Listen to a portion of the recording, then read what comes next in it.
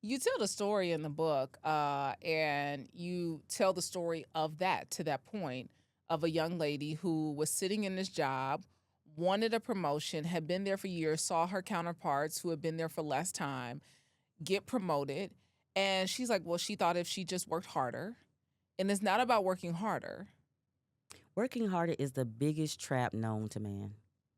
People think if I just work a little bit harder, listen to me, some of y'all, if you work harder, you're going to die. You have nothing left to give. Yeah. And you have given of yourself, you have given of the piece of you that belongs to your family and your children. To you have given all there. You have nothing left to give. What else you gonna give? A kidney, a liver? Like there is not working harder. There is finding the people that will spread your name, knowing what your brand is, and finding that person that will take your brand into rooms that you can't enter. Hmm. That's how it works. Like I tell people all the time, everyone knows of a job they wanted to apply for, and I didn't get the job because they already knew who they wanted, and now I'm mad. That's not why you're mad. You're mad because who they wanted wasn't you. Because you would have been fine if you were the person they knew they wanted. Baby, it would have been no problem. Like even I talk to even in our community, the Black community, I talk about nepotism. Oh, we want nepotism to go away. No, we don't. We want our kids to benefit. Yeah. We don't want it to go away. And so now let's learn how to shift the tables. How do my children benefit from nepotism? How do I get my name on the that's who I want list? How do I have someone going to HR and saying, listen, I'm about to open this job. I want Brandi. Yeah. How do we do that? That's what we need to learn how to do. I mean, as we navigate a global landscape and you work with so many Fortune 500, Fortune 100 companies, and you're going in to revamp leadership, what is the difference that you're seeing as an employee in the United States versus those abroad? So what's very interesting is abroad, companies are still focused on people. They are actually looking at AI to enhance the people. How do we use AI to make our people better? In the US, I've noticed we're looking at AI like how to replace these people. Yeah. How do we get them out of the way? And we're not saying that. We're like, oh no, AI isn't going to It's not replace going to people. replace your job. Yeah. And here's the truth. AI is not going to replace everyone's job. And I'm telling everyone, learn it because the people right now, the people that know AI, They're the ones. they're the ones. It's going to take your job. You know prompting, you know stuff, that's who's going to get your job. But abroad, people are saying, we still care about people. Let's talk about this because this AI is going to enhance them. And over here, we're like, how can we get as few people as possible so we can make more money? I mean, to what you do to enhance workplace culture, to transform leadership, what is the biggest thing that we're missing that we need? Oh my gosh. What we are missing is the ability to have the tough conversations where we started. We are missing, like when you are forming a team, there's formations of a team. It's forming, storming, norming, performing, right? Everybody loves forming, but that storming part, everyone wants to skip past. The storming part is where you recognize who you are. What is the culture of this actual team? What are our rules of engagement? Yeah. How do we get work done? How do we treat our customers? And where do we get the best ideas? The best ideas come in the midst of conflict, but everyone wants to jump past the storming phase. And it's crazy when I go and I take them back. Like, I came to create chaos. I came because you skip the things that happen in that chaos to get to the real performing stage. You're not performing, you're just operating. You're not overperforming, you're not elevating, you're not getting anything new or better. You are just coasting because you haven't sat in the chaos long enough to get the best outcome. You got to sit in the chaos. You have to. And that's why I teach people how to have conflict. Because if you try to avoid it, you won't get the good stuff. Sit in it and do it well so it can be productive and effective. And when I say you get the best outcomes, I just came back from South Africa working with an organization. And when they taught their lower level people how to engage in conflict, they came up with a multi-million-dollar idea. They didn't feel comfortable enough to say before, the way we're doing this is not working. I do this every day. You're a leader, but I'm on the floor. Listen to me.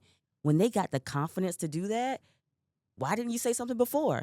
Because I didn't know how before. Yeah. I didn't know how to cause chaos because this is going to upheave everything. We're going to have to figure it out. And when the dust settles, we have $1 million idea. Wow. I mean, what do you tell to the older folks, the more seasoned folks who are listening, who say, this is just how I am. I'm just set in my ways. You know what's funny is when I do communications training, I put an acronym on the board and I make the class figure out what the acronym means. And it stands for knowing who you are does not give you permission to act that way. Hmm. And people will lean in, well, you know how I am. Well, you know how you are. And you know it's problematic. Fix that. Don't make me pay the price for your problem. You know it doesn't work. And so knowing who you are doesn't give you permission to act that way. And so I asked them, baby, what was the last result you got when you did that? Hmm. How did that work out for you? Your kids don't even want to be around you because they're like, you did it to me. You're not going to do it to my kids. You can't even get access to your grandkids because that's just how you are. Ooh. I mean, you got to implement boundaries to have this type of response and this way of living. And so, what boundary did you have to implement to elevate your career? You know what? I had to tell some people who were very close to me, family members, you no longer have access to this part of my life. Yeah. This is how a cousin the other day sent me something. Hey, and I always know when it's gonna happen because he started off with the girl, how you doing? And he go a couple days now. He good with it about a week, and well, if you got a little extra to spare, can you send me something? And I said, I ain't got it, and please don't text me anymore asking me for money. And you said that. Absolutely. Mm-hmm. And furthermore, if that means you don't text me at all, I'm okay with that. You said that part. Absolutely. Furthermore. Comma. Transitional words. But I live this stuff in real life. Yeah. I'm not afraid to have the hard conversations because here's what I know. People are like, well, you're cutting off your cousin. What does that mean for you? You love Yeah. them? I love them, but I love me more. I love me more. And when you do this, it makes me feel some kind of way. Because here's the reality. I feel bad telling you no. You're my older cousin. You set the stage. You were the first to go in my family go off to college. I was the second. You set the paveway. It was funny because there was a time when I was like, I got to go to Howard. And I never thought the reality was he went to Howard. And it set something in me. But here's the reality. I love me more. And so I'm not going to keep having these bad feelings every time we have an encounter. So if I could avoid that bad feeling and that means you never contacted me again, it is what it is. Ooh. That I already know is making people feel some type of way, Dethra. I know. It's going to be, she cut off her family. She cut off her family, girl. I did, can't even trust her, baby. She don't and even like her did, family. and- Yeah. Yeah, but I can't trust you because you let your family abuse you while you talk about you have boundaries.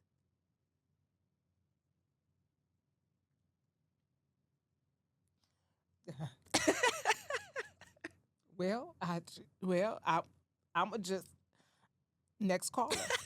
Listen, I mean, you say that about your family. I mean, there's a lot of unlearning that you've had to do. A lot.